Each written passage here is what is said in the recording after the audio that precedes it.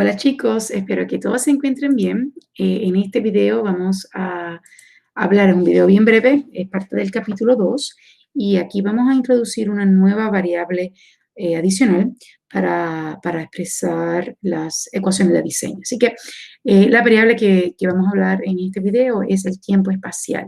¿Okay? Y el tiempo espacial se define como el tiempo necesario para que el fluido atraviese un reactor químico. Básicamente eso es lo que quiere decir el tiempo espacial. Así que es el tiempo que necesita el fluido o que está el fluido en el reactor desde que entra hasta que sale, ¿verdad? Y matemáticamente podemos describir o podemos escribir la ecuación para calcular o estimar el tiempo espacial o el tiempo de residencia como la división entre el volumen del reactor y el flujo volumétrico a condiciones iniciales.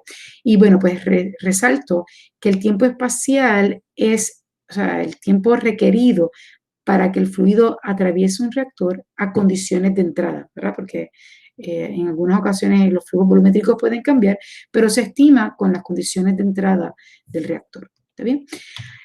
Así que el próximo paso que nosotros vamos a hacer es que una vez nosotros definimos matemáticamente el tiempo espacial o el tiempo de residencia, nosotros podemos reescribir las ecuaciones de diseño como función del tiempo de residencia. Así que, si se recuerdan, en las clases pasadas nosotros obtuvimos en las ecuaciones de diseño en tiempo de la conversión del reactivo limitante. Fíjense que cuando nosotros expandimos el flujo molar inicial como función de la concentración y el flujo volumétrico, nosotros podemos utilizar la expresión que está a mano derecha e introducirla en la ecuación de diseño. Cuando nosotros hacemos eso, ¿verdad? Que es básicamente lo que hago aquí, luego entonces nosotros podemos dividir, dividir ambos lados por el flujo volumétrico inicial de forma tal que nuestra ecuación de diseño para el reactor tubular esté expresada o esté despejada para el tiempo de residencia o el tiempo espacial. ¿Está bien? Así que vemos que la ecuación de diseño para el PFR, cuando esté expresada en términos del tiempo de residencia, es básicamente la misma ecuación diferencial, ¿verdad? La misma ecuación de diseño, lo único que en vez de estar utilizando el flujo molar, estaríamos utilizando la concentración inicial fuera del integral. ¿Okay? Nosotros podemos seguir exactamente el mismo procedimiento para el reactor CSTR o el tanque con flujos de entrada y de salida, ¿verdad? Así que si recordamos, esta es la ecuación de diseño que nosotros derivamos para el CSTR, donde tenemos el volumen del reactor como función de la conversión del reactivo limitante. Luego entonces nosotros podemos introducir aquí o expandir el flujo molar en términos de la concentración del flujo volumétrico, tal y como lo hicimos para el reactor tubular. Así que sustituimos en la ecuación de diseño este término que está a mano derecha de la ecuación y nuevamente agrupamos, dividimos ambos lados por el volumen, el flujo volumétrico a condiciones iniciales, de forma tal que terminamos con la ecuación de diseño del reactor CSTR despejada para el tiempo de residencia o el tiempo espacial. Así que fíjense que las ecuaciones de diseño son bien parecidas. Ahora, la pregunta que quizás ustedes tienen, bueno, pues, ¿qué ventaja tiene trabajar con el tiempo de residencia o trabajar con el volumen del reactor? Y bueno, la realidad es que es conveniente, ¿verdad? Es conveniente utilizar el tiempo de residencia, porque fíjense que una vez yo sé cuál es el tiempo de residencia promedio que requieren el flujo dentro de un reactor, pues entonces uno puede alcanzar esta variable de diseño, ya sea modificando el volumen del reactor o modificando el flujo volumétrico. Así que uno puede hacer una combinación entre el volumen del reactor y flujo volumétrico para alcanzar el tiempo de residencia requerido para obtener las condiciones a la salida. ¿Okay? Así que obviamente, pues, al no conocer el tiempo de residencia, pues nos permite tener más flexibilidad para poder alcanzar las condiciones deseadas. ¿Está bien? Así que vamos a ver, cómo nosotros aplicamos esto, por ejemplo, al ejemplo que nosotros trabajamos en la clase pasada, donde nosotros en aquella ocasión estamos trabajando con una reacción en fase líquida, era una reacción de segundo orden, y teníamos la constante de reacción y a las concentraciones iniciales.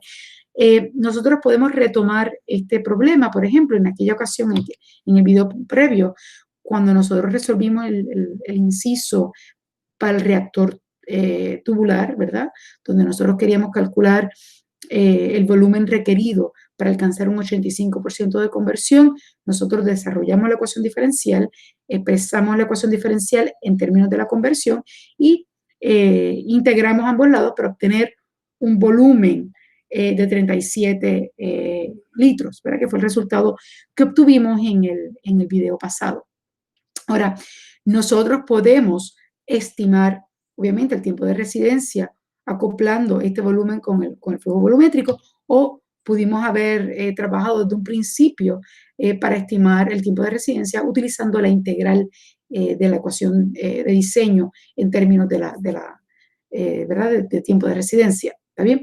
Así que sea cual sea el procedimiento que nosotros sigamos, ¿verdad? Si dividimos este volumen entre el tiempo de residencia o si hubiésemos trabajado, obviamente, la integral utilizando la concentración inicial y el tiempo de residencia, vemos que nosotros pudimos haber obtenido, ¿verdad? El resultado, y en este caso, pues, es 3.7 horas. ¿Okay? Ahora, fíjense que una de las conveniencias de poder trabajar con el tiempo de residencia es que cuando nosotros hacemos el procedimiento que está a mano izquierda, donde lo que tenemos es el volumen de reactor, obviamente este volumen es requerido tomando en cuenta este flujo volumétrico. O sea que para este flujo volumétrico, este es el volumen requerido de reactor. Sin embargo, una vez yo hago el estimado de esta forma, ¿verdad? Donde yo lo que estoy calculando es la integral para el tiempo de residencia, fíjense que el tiempo de residencia es 3.7 horas. Yo puedo alcanzar este tiempo de residencia, dependiendo del volumen de reactor, ¿verdad? Porque si yo no tengo un volumen de reactor de 37 litros, lo que tengo son 40 litros o 30 litros, por ejemplo, pues yo puedo manipular o puedo modificar el flujo volumétrico de forma tal que yo alcance el tiempo de residencia requerido. ¿Está bien? Así que, obviamente, para yo saber el tiempo de residencia, tenemos más flexibilidad para entonces nosotros asegurarnos de que tenemos las condiciones que queremos a la salida del reactor. ¿Okay? Otra cosa que podemos percatarnos de este resultado es que si nosotros comparamos este número que obtuvimos con el resultado que obtuvimos para el reactor batch, podemos apreciar de que el resultado es el mismo al tiempo requerido de un reactor batch que obtuvimos en el ejemplo pasado. ¿Está bien? Así que una de las cosas que podemos contrastar y que voy a hacer en este slide es comparar estas ecuaciones que nosotros tenemos para PFR y para un reactor batch. Fíjense que aquí yo tengo, en la parte superior tenemos las ecuaciones de diseño para reactor tubular y para reactor batch, ¿verdad?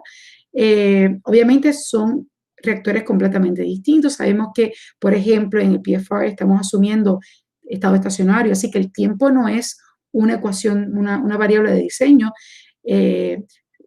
¿verdad? Y es un sistema de flujo versus que aquí sabemos que tenemos un sistema cerrado donde nosotros estamos trabajando, ¿verdad? Con mezclado perfecto. Ahora, cuando nosotros expresamos la ecuación de diseño del PFR en términos del tiempo de residencia, que nos referimos al tiempo promedio que está en las partículas o las moléculas dentro de nuestro reactor, entonces tenemos una ecuación diferencial que es exactamente la misma que la que obtenemos para un reactor batch con volumen constante. ¿Okay? Así que si nosotros estamos trabajando con un sistema de flujo volumétrico constante, ¿verdad? Que es el caso para reacciones en fase líquida, por ejemplo, pues ese tipo de sistema de fase líquida va a obtener la misma ecuación diferencial que la que nosotros obtenemos cuando estamos despejando o estamos calculando el tiempo requerido para que una conversión particular sea alcanzada en un reactor batch. ¿Okay? Así que fíjense que entonces lo que estamos viendo, o sea, lo que nos dice esta ecuación diferencial, ¿verdad? Es un modelo matemático que nos permite a nosotros cuantificar o poder describir cómo está cambiando la conversión a lo largo de este reactor a medida que las moléculas o que el flujo está más tiempo dentro del reactor. Así que fíjense, nuevamente, esto es una variable continua dentro del reactor. Empezamos en cero, a tiempo de residencia cero son las condiciones iniciales. Así que a tiempo cero, justo cuando entra el flujo a mi reactor, yo tengo conversión cero. Y a medida que el flujo atraviesa el reactor, este flujo va cambiando a consecuencia de la reacción química, el flujo molar está cambiando, las concentraciones están cambiando, las fracciones molares están cambiando, por consiguiente, la conversión también está cambiando y ese cambio es gradual a lo largo del reactor. Así que en vez de yo estar cuantificando pues, cuán largo tiene que ser ese reactor o cuán grande tiene que ser el volumen para yo llegar a una conversión particular, yo puedo entonces hacerlo de forma análoga al tiempo de residencia. Yo puedo entonces cuantificar cuánto tiempo tiene que estar mi flujo dentro del reactor para yo alcanzar la conversión deseada. ¿Okay? Así que, pues, es parecido a lo que entonces nosotros tenemos dentro del reactor por tanda, donde nosotros estamos cuantificando estas variables, ya sea la concentración, las fracciones molares o los moles, son función del tiempo que está en las moléculas dentro del reactor. O sea, que es el tiempo, ¿verdad? La variable de diseño en un reactor por tanda, un reactor batch, siempre es el tiempo. Así que yo quiero saber cuánto tiempo yo tengo que esperar para alcanzar una cantidad particular de moles, cuánto tiempo yo tengo que esperar para llegar a una concentración particular de mi reactivo o de mi producto en el reactor. Y bueno, lo que estamos viendo ahora es que yo puedo también, obviamente, tener la conversión de mi reactivo limitante como función de tiempo en un reactor por tanda, al igual que si lo estamos viendo, ¿verdad? En términos de tiempo de residencia en un reactor de PFR, las variables están cambiando como función de tiempo, así que los moles están cambiando a medida que la reacción progresa, esas concentraciones están cambiando gradualmente como función del tiempo y de la misma forma entonces la conversión está cambiando como función de tiempo. Así que una vez nosotros expresamos esta ecuación diferencial para PFR en tiempo, en términos del tiempo de residencia, vemos que hay muchas similitudes con el reactor batch, lo único que este tiempo que estamos calculando, ¿verdad? Que es el tiempo de residencia, es el tiempo promedio que está en las moléculas dentro del reactor o el tiempo requerido para que el flujo atraviese el reactor químico. ¿Está bien? Bueno, pues con esto termino esta presentación. Esta presentación era bien breve, básicamente para describir y definir el tiempo de residencia y cómo podemos calcularlo para los reactores de flujo. Bueno, chicos, espero que esté claro.